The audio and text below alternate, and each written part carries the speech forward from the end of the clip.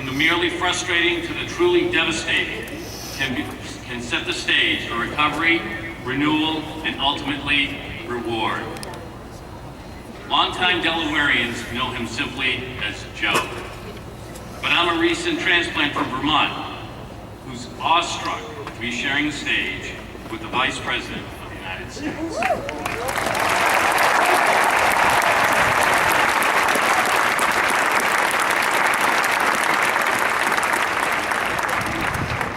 So I'm going to call him Mr. Biden or Mr. Vice President. From humble beginnings in Pennsylvania and Delaware, Mr. Biden came to this university and graduated in 1965 with a double major in history and political science. The excellent education he received was instrumental in shaping his distinguished career in public service. In 1972, at the age of 29, Mr. Biden was elected to the U.S. Senate in what is still considered one of the most memorable races and upsets in Delaware political history.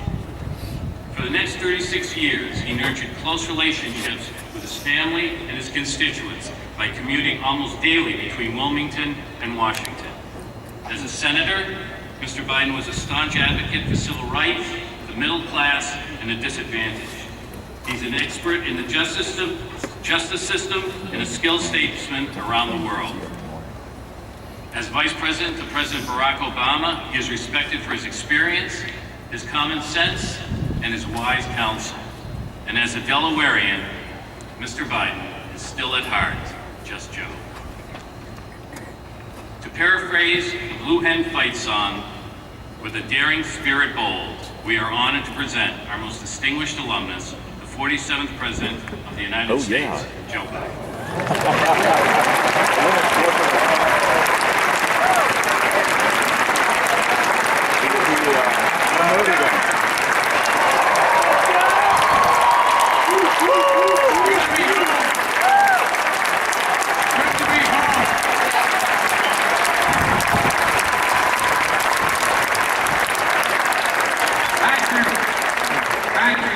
Thank you. It really is good to be home.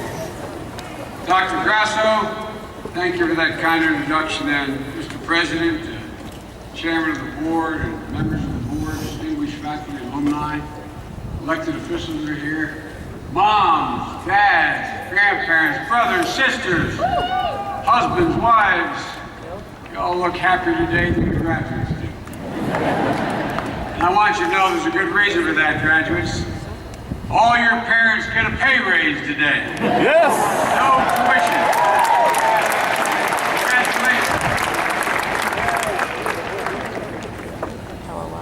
Congratulations. Class of 2014, we keep saying we stand to recognize you, but I think it's about time you all get out of your chairs and thank your parents. Yay!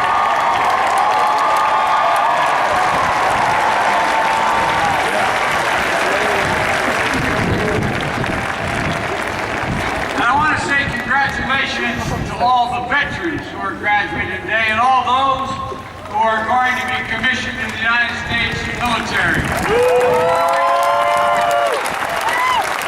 All of you, please stand. All those veterans and all those majorities, please stand. You're about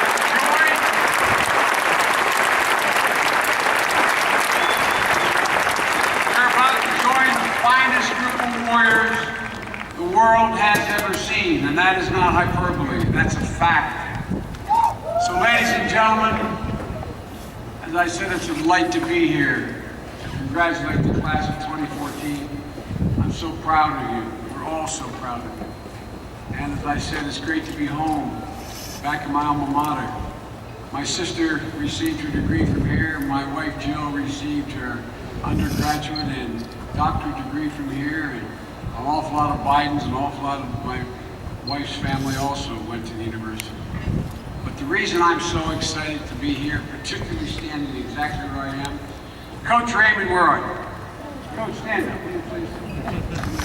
Now, Coach Raymond, I came to Delaware to play football. I didn't do much of it, but I played football. Coach, I want you to observe. my backfield coach. I want you to know I finally made it to the end zone. That's the reason I'm most happy to be here.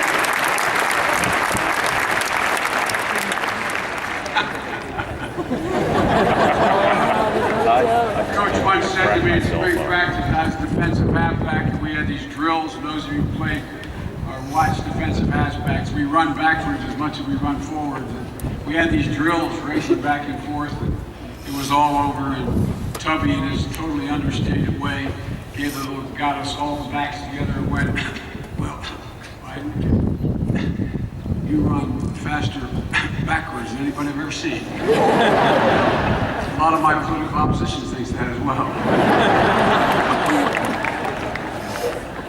Look, over the last 4 years, the Blue Hen Athletic Department has built on a great tradition, breaking records, playing for championships, and bringing pride to this great university. From football to men's and women's basketball, you've done an incredible job. You represent our alma mater well, my alma mater well. Now, I have been around long enough to know that and gained enough wisdom that I'm not going to offer you any advice.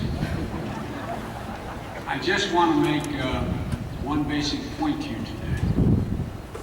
No graduating class gets to choose the world into which they graduate.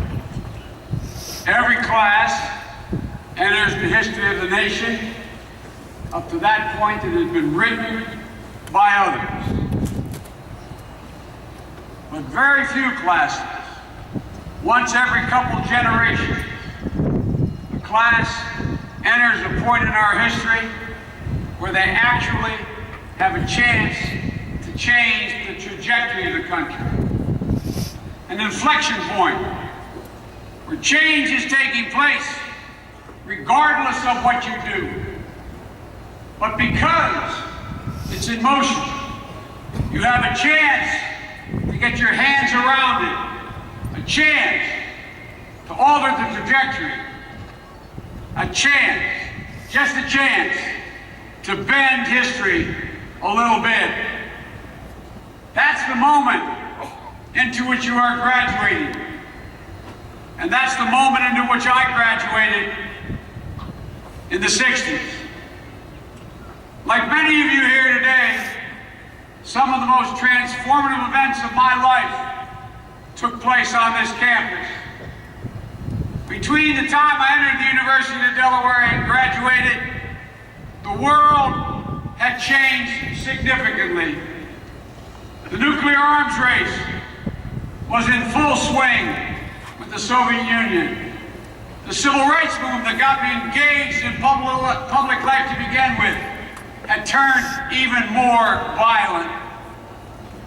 The war in Vietnam was beginning. By the time I graduated and got to law school, it had divided America like nothing since the Civil War.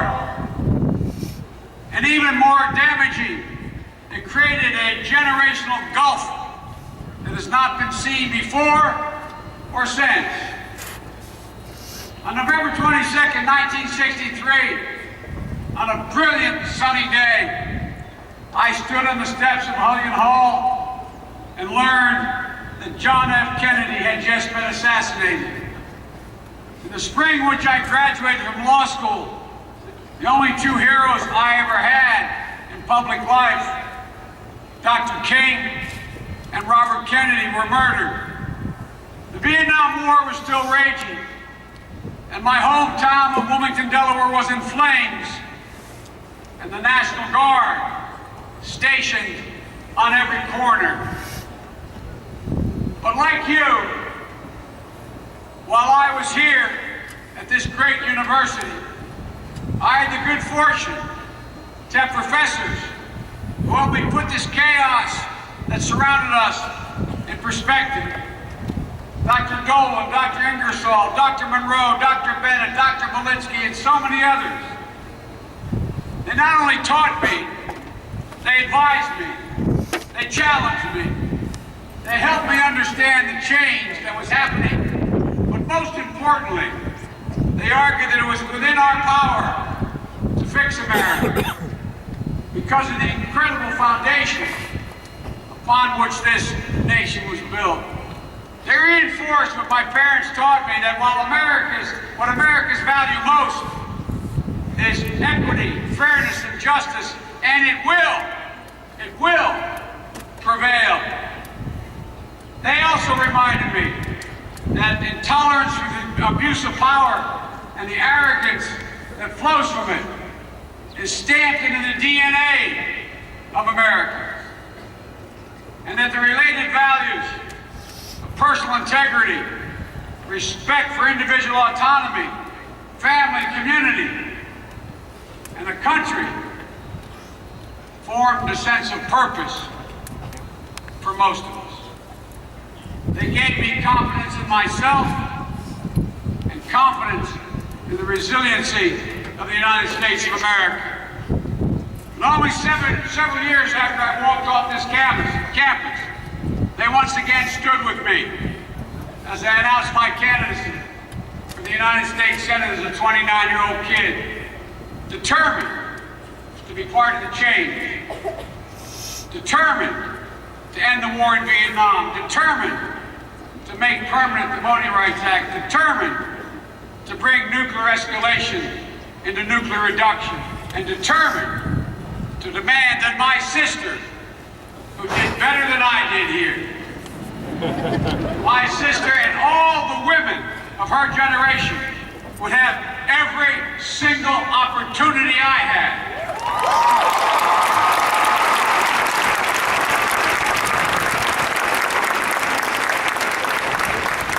Our generation did that or started that. And now it's your chance. You're graduating into a world that is changing just as profoundly. Different dangers, but also incredible possibilities. And you have significantly more tools. The dangers are abundant. Fear of international terrorism and stateless actors, possibly possessing weapons of mass destruction. Pandemic disease, climate change, global inequity, rising powers, and failing states. But each of these challenges, each of these alterations that are taking place, also present great opportunity. The poet William Butler Yeats wrote about his Ireland in 1916, the first rising. It was called Easter Sunday, 1916. There was a line in that poem that I think better characterizes the world into which you are graduating than even it did his Ireland in 1916. He said, "All's changed, changed utterly. A terrible beauty has been born. All has changed utterly since you stepped into your first class in high school through today. Today, stateless actors not only present a threat, but an opportunity. They're bringing together civilized nations in a common cause to wipe them out. The effects of climate change are real and must be acted on. They're generating phenomenal breakthroughs in rapid growth of renewable energy. Electric vehicles that will travel 300 miles, filling up with electrons cheaper than gas. Solar energy and natural gas. Solar energy, is cheap as natural gas and coal. The fear of pandemic disease is real, but it's also propelled an entire generation of scientists and doctors to find the tools not only to prevent disease, but to cure disease that once were viewed as impossible to cure. Within the next 15 years, as Chairman Coleman can tell you, the majority of hunger in the world will be vanquished as a consequence of crops that don't need as much soil, water, or fertilizer, or any pesticides in which to thrive. Consider the progress we've made just since you've been here in civil rights. The right to marry the person you love.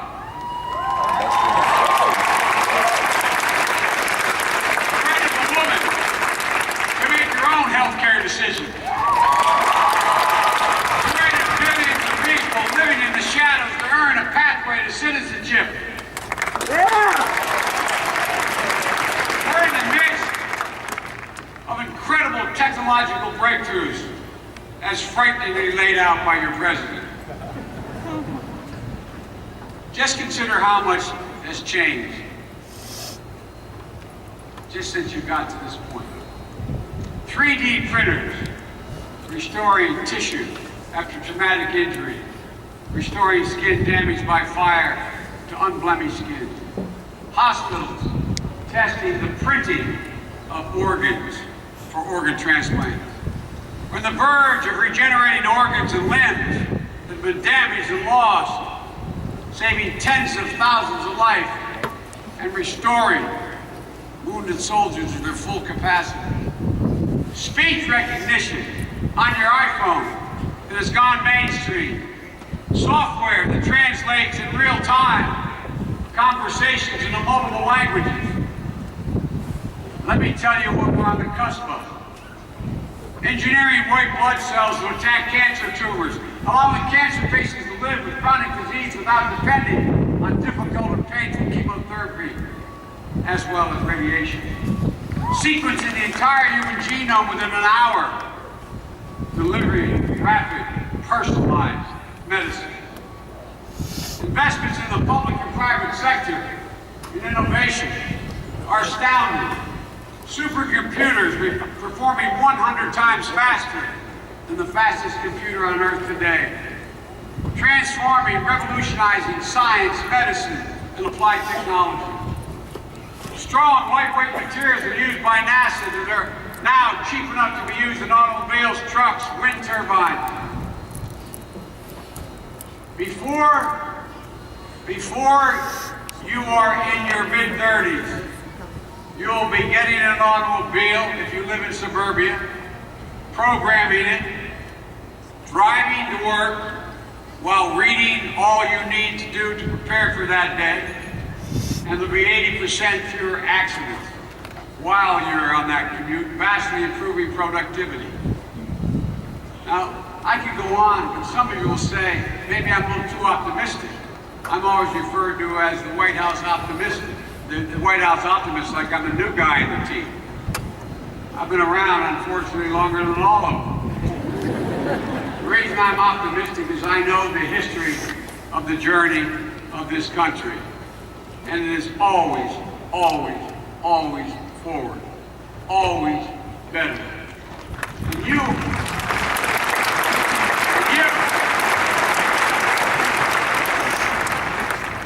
are citizens of a nation that is better positioned than any country in the world to lead the 21st century, economically, politically, and socially.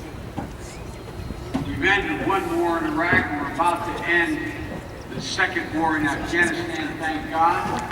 And our security is guaranteed by the most powerful military in the history of the world.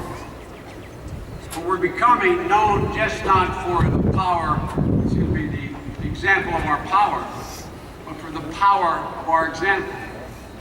That's why today we're the most respected nation in the world, according to the Pew Foundation, in every area of the world. Our economy, that you're graduating into, is 2.5 times bigger than the next biggest economy in the world. Our workers are 3 times as productive as Chinese workers. Our energy is cheaper and more plentiful than in Asia and Europe. And by the 2020, North America will be the epicenter of energy for the world. We have the world's best research universities, the best legal system. It's fair, open, and dependable. We're the most agile venture capital system in the world, and we lead the world in innovation and technology. And we have you. You are the best educated, most engaged class that has ever graduated from this university.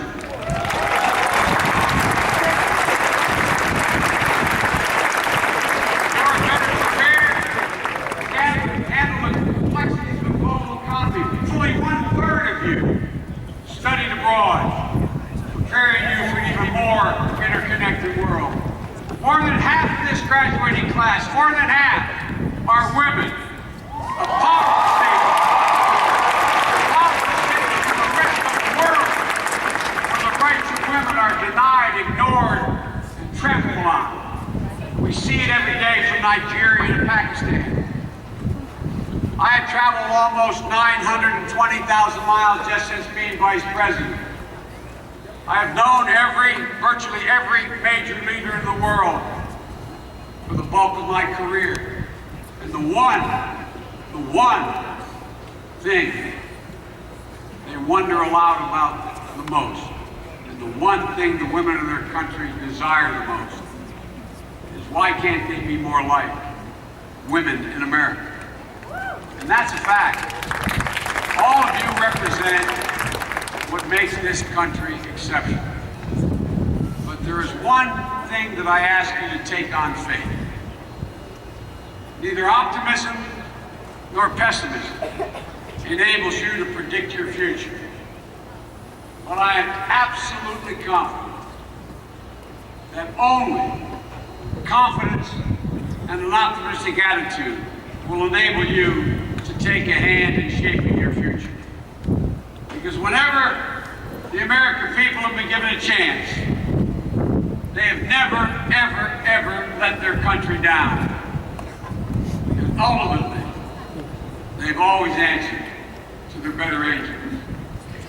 Let me close with a story. I said I started as a young man in this campus, seized with the civil rights movement in the country.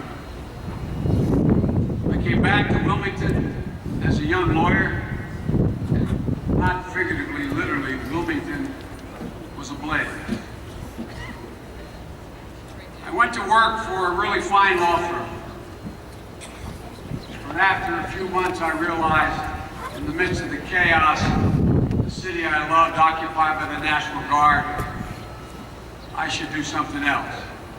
So I quit and became a public defender. Part of my job as a public defender,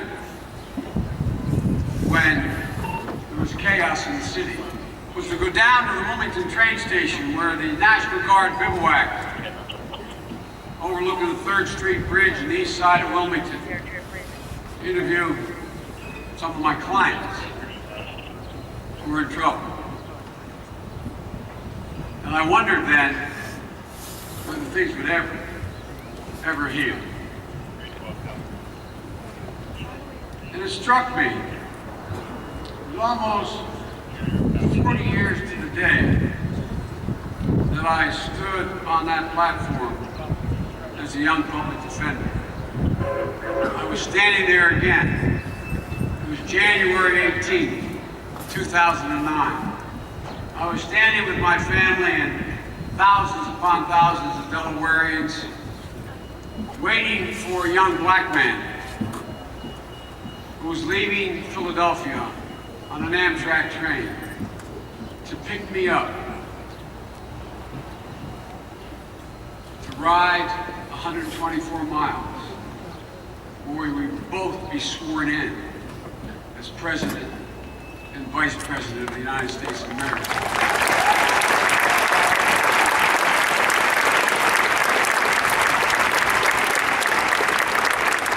My hope and optimism is based on the trajectory of this country. And you have the most incredible opportunity that you're about to step into. Folks, it's never been a good bet to bet against America. And never bet against your generation. Class of 2014, the possibilities are unlimited. And so are Americans. So please, don't listen to the cynics. Don't let those who tell you our best days are behind us. We're just starting. And you're going to change the world